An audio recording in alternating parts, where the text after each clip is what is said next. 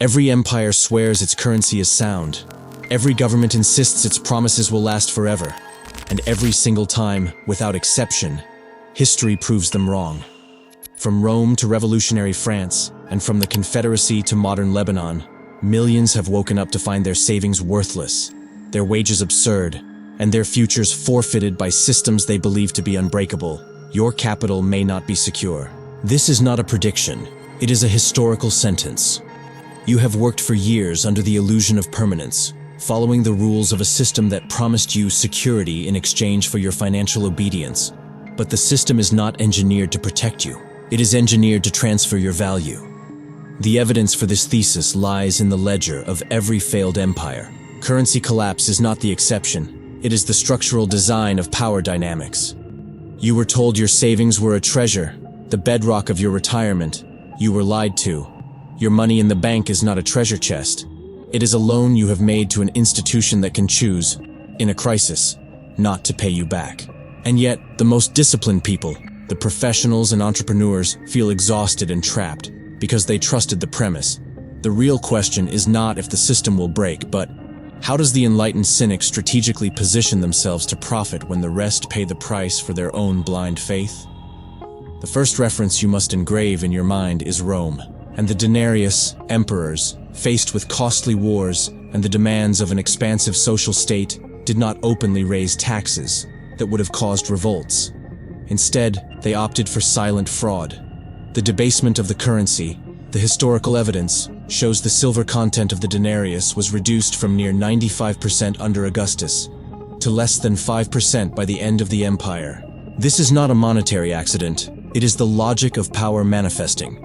A state with too many promises and too few real assets will always resort to the press, physical or digital, to steal value from its citizens. Historical rigor compels us to accept that this action is not exclusive to distant tyrants. It is an algorithmic reaction of any imperial structure when its expenditure exceeds its productive base. The elite understand it as a deficit management tool. The passive audience experiences it as the inexplicable erosion of their purchasing power.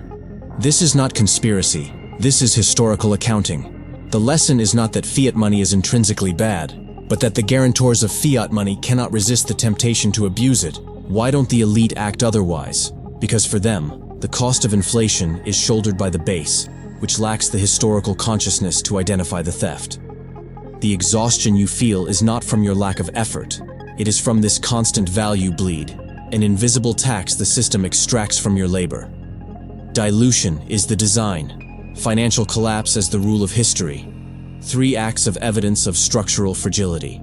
This degradation is not just an ancient phenomenon. Fast forward to 1790 in France, the revolution, supposedly to free the people, funded its wars and new administration by issuing the assignats, a paper currency backed in theory by land confiscated from the church and the nobility. In practice, the revolutionary government, in an act of imperial overstretch, printed and promised far more than the actual land could ever back. The mandatory citation is from Andrew Dixon White, in Fiat Money Inflation in France. More and more were printed, until the public became accustomed to them. And then it was thought the only way to save France. Trust broke when farmers refused to sell food for paper, demanding silver or real goods. What began as a patriotic act ended in hyperinflation, bread riots, and the annihilation of the middle class that had relied on the new governmental promise. The broken promise of the assignat is the structural design of every current government bond. What is the real asset backing trillions in debt today? Trust. And as we have seen, trust evaporates faster than the time it took you to accumulate your savings. It is a predictable betrayal.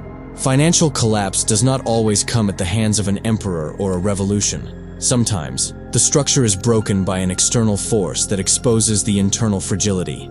Consider the case of the Black Death between 1347 and 1351. It is a brutal example of how shock redistributes wealth, not based on the promises of kings, but on the radical scarcity of production. Half of Europe's workforce died. This did not cause a simple fall in prices, but a violent restructuring. The supporting evidence is that the wages of the survivors skyrocketed, and land, previously the most unattainable asset, suddenly became abundant and cheap relative to labor and manpower. Families with liquidity, silver, tradable goods, or simply the ability to work, gained an economic leverage they had never possessed before. The historian Philip Ziegler documented how laws tried, without success, to freeze wages. The scarcity of labor was an economic force more potent than any imperial decree. The arithmetic of catastrophe. The tactical liquidity pattern, the Black Death, did not reward the passive hoarder, but the one with available capital to enter the market at the moment of the massive liquidation of productive assets. This lays the foundation for cold transferentialism. Chaos is not the end. It is the violent revaluation of supply and demand where liquid capital is king. Fast forward to the Asian financial crisis of 1997. The pattern did not change. Nations in the region, Thailand, Indonesia, South Korea, had accumulated massive debt denominated in United States dollars, trusting that their local currencies would maintain a fixed exchange rate, peg. When speculation broke that peg, their dollar-denominated debts instantly multiplied, and their banks and industries were liquidated. The core quote validating this thesis is that dependence is a mortal liability. Exhausted elites and middle-class professionals who had invested locally with their national currencies saw their savings decimated. Who profited? Foreign creditors who held the reserve currency and the tactical liquidity to buy real assets, factories, properties, at fire sale prices. What for the 99% was a national crisis, for the 1% was an event of massive global wealth transfer, shifting from debtors to creditors. Debtor or creditor. The only choice. The Lebanese case, the death of the bank deposit. The most recent and most painful case for our audience is Lebanon, 2019 to 2021. It is the logical end of blind faith in the banking system. Lebanese citizens, professionals, and entrepreneurs deposited their dollars in local banks promising unwavering security. The logic of collapse executed when the state, being insolvent, ordered the banks to freeze deposits and restrict withdrawals. Overnight, Lebanon demonstrated that your bank account is not your property. It is an obligation of the bank to you, and that obligation is suspended by decree when the structure demands it. Lifelong savings vanished as the Lebanese pound lost over 90% of its value. People queued, they implored. The empirical evidence is that no one was bailed out, except the elite who had already moved their assets abroad. If this seems distant, recall that in 2008, the structure in the United States and Europe bailed out the institutions that caused the crisis, not the millions of homeowners who were allowed to lose their houses. The focus was the systemic debt and the counterparty risk to the large institutions. Trust is the cost of your historical ignorance. The fiduciary asset is an uncollateralized promise. Analyze the American Civil War. Both the Union and the Confederacy were forced to finance the war by printing paper money without gold backing.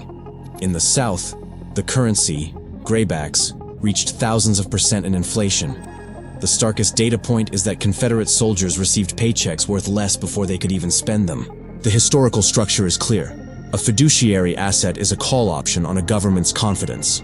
When that government's survival is in doubt, the option expires worthless. The system only protects the one who controls it. The strategy of Stoic resistance does not begin with buying gold bars. It begins with a brutal confrontation with the model of dependence you have adopted. The illusion of abundance that fuels the system is the belief that wealth is achieved through the passive acquisition of assets and the accumulation of debt, waiting for the government and the central bank to save you. This is the hamster wheel of the exhausted elite. The strategic framework of resistance demands a paradigm shift from the dependence on the promise to the sovereignty of production. You cannot eat gold. Gold is the last line of defense, the money that history has not been able to inflate. But in a real catastrophe, like Hurricane Katrina or Berlin in 1945, what has immediate intrinsic value is not the metal, but the capacity to make, build, or sustain. The Stoic antidote, the discipline of minimal dependence. 1. Level 1. Productive skills and tradecraft, the anti-fragile shield. The true value that cannot be confiscated or inflated is your capacity to solve essential problems without depending on the centralized supply chain. The blacksmith, the plumber, the electrician, the farmer, the logistics expert. They were the ones who prospered after the Black Death because their labor became invaluable scarcity. Stoic discipline is developing a skill that collapse cannot annul, a trade that generates value even if the dollar turns to ash. Productive resistance converts the crisis from an external threat to an internal catalyst for your own sovereignty. The safest investment is in your capacity for production. 2. Level 2. Survival assets and sovereign logistics, the utility buffer. Gold will not provide you shelter when the supply chain breaks. The true strategic framework involves securing assets of basic necessity: long-term food storage, autonomous energy sources, solar fuel, and the capacity to secure potable water. These assets represent immediate use value, not speculative value. They are your insurance against destitution and your leverage in barter. The investment here is an insurance against systemic dependence, not against the end of the world. You must possess what you need so you do not have to beg. 3. Level 3. Tactical liquidity and reserve assets, the strategic weapon. This is where gold, silver, and debt-free liquidity enter. The objective of liquidity is not security, but opportunity. The strategic framework is cold transferentialism, accepting the crisis not as a tragedy, but as the moment when real assets, property, businesses, production tools, are liquidated by the unprepared at fire sale prices. You will need money the system cannot confiscate or devalue to execute that acquisition. The cash or gold you hold is the weapon to buy the future that the trusting crowd is selling under duress. The strategy is not malice, it is discipline. Collapse is always a transfer event. It is the brutal logic of the anti-fragile in action. The shock does not destroy everyone equally, but liquidates the weak and bloated, and transfers their value to the disciplined and prepared. Morality is not in taking advantage. Morality is in the discipline of anticipation. The system is condemned to break. The structural design of ruin has already been printed in history, again and again. The only relevant question is which side of the transfer you will find yourself on. On the side of those holding paper promises and waiting for a bailout, or on the side of the few who chose intellectual resistance and productive sovereignty. History is not an academic lesson, it is an operating manual. To ignore it is not optimism, it is strategic negligence, and negligence at this level is paid for with the annihilation of your assets. This is not about fear, this is about calculation. The next structural design is already on the table. Your position before the inevitable outcome has been planned. Join the few who chose to see the structure. I await you here with the strategy.